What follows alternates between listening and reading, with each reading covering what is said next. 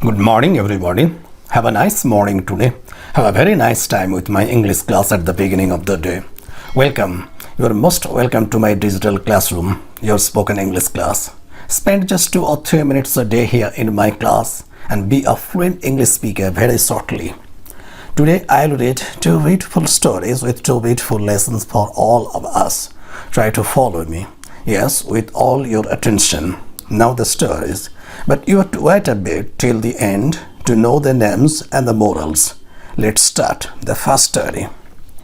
Once there was a groom who was just about the meanest man in the world. He used to steal the grain intended for the horse and without the master's knowledge sell it in the village. But all day long he kept very busy grooming and carrying the horse within an inch of its life. "If you really are so anxious that I look well," said the horse one day to his groom, "then give me less of your brushing and more of your corn." The name of the story, The Horse and the Groom. The moral, a man may smile yet be a villain. The second story, once upon a time there was a dog who was so wild and mischievous that his master despaired of taming him. The last straw was when he bit a servant in pretending to be playful.